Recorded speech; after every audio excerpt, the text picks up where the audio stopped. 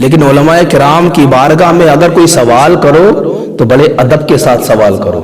ہاں بڑے ادب کے ساتھ سوال کرو. یہ نہیں کہ جا کر کے اس کو ایک ایسا عجیب و غریب سوال لے کر کے جاؤ اور جانے کے بعد کہو کہ میرے سوال کا جواب بتاؤ، اور وہ اگر فی الوقت ذہن میں اس کا جواب نہ ہو، وہ جواب نہ دے اور کہہ دے میں بعد میں بتاؤں گا، تو تم اس کی مذاق بناتے ہو کہ فلاں عالم سے میں نے فلاں سوال کیا، اس سے تو بتایا ہی نہیں گیا.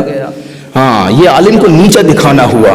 یہ بہت عوام میں بہت پھیلا ہوا ہے. غیر ضروری جاہلانہ سوالات کرتے ہیں اور جانے کے بعد عالم کی بارگاہ میں عرض کرتے، بتاؤ عالم صاحب تم تو دین کے عالم ہو، تمہیں سب مسئلے معلوم ہیں، ذرا بتاؤ وہ جو حضرت اسماعیل کے بدلے میں جنت سے دمبا آیا تھا، بتاؤ اس کا گوشت ذبح ہونے کے بعد اس کے گوشت کا کیا ہوا تھا، اور وہ جو دمبا آیا تھا وہ نر تھا یا مادہ تھا. اس طریقے کے جاہلانہ سوال. ایک آیا آنے کے بعد بولا حضرت موسیٰ علیہ السلام کی دادی کا نام کیا تھا، حضرت موسیٰ علیہ السلام کی دادی کا نام کیا تھا. اس طریقے کے سوالات جو عوام کے لیے ضروری نہیں ہے. ارے نماز روزے کے سوالات تمہارے لیے ضروری ہیں، نماز روزے کے مسائل سیکھو. نماز روزے کے مسائل میں کچھ معلوم نہیں ہے تو علماء کے پاس جاؤ. ہاں یہ غیر ضروری جاہلانہ سوالات پر، تاریخی سوالات پر اپنے وقت کو ضائع نہ کرو. پہلے جو تم پر فرض ہے، جو تمہارے لیے ضروری ہے، پہلے وہ سوالات کرو. پہلے ان مسائل کو سیکھو جو تم پر فرض ہیں.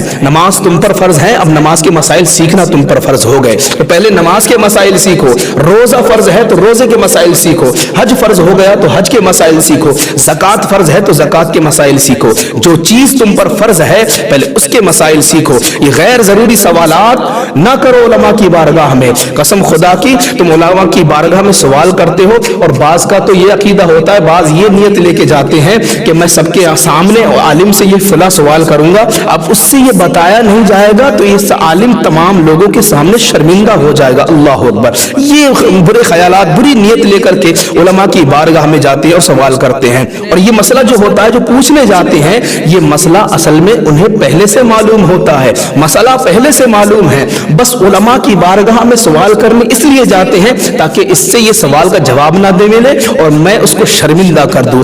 یاد رکھو مسلمانوں، اللہ کے نبی فرماتے ہیں کہ کسی نے اس مقصد سے کوئی علم کی بات حاصل کی، دین کا مسئلہ کوئی اس نیت سے سیکھا کہ جب مجھے مسئلہ یہ معلوم ہو جائے گا تو میں بے وقوفوں کے سامنے اپنی عزت بنواؤں گا اور میں علماء سے مقابلہ کروں گا. اس نیت سے اگر کسی نے کوئی دین کی بات سیکھی، کوئی دین کا مسئلہ سیکھا، تو آقا فرماتے ہیں من طلب العلم لیجاری بہ العلماء لیماری بہ السفہاء، کہ جس نے اس لیے علم حاصل کیا کہ وہ جاہلوں کے سامنے اپنی عزت کو بڑھائے گا اور علماء کے ساتھ مقابلہ کرے گا. اگر اس نیت سے کسی نے علم حاصل کیا، کوئی دین کی بات حاصل کی ہی، اللہ کے نبی فرماتے ادخلہ اللہ النار، اللہ تعالیٰ اس کو جہنم میں داخل فرمائے گا. اللہ اکبر. علماء کو نیچا دکھانے کے لیے اگر کوئی مسئلہ سیکھ کر اس سے پوچھنے گئے ہو تو تمہارا ٹھکانہ جہنم ہے. او مسلمان، تو کدھر جا رہا ہے؟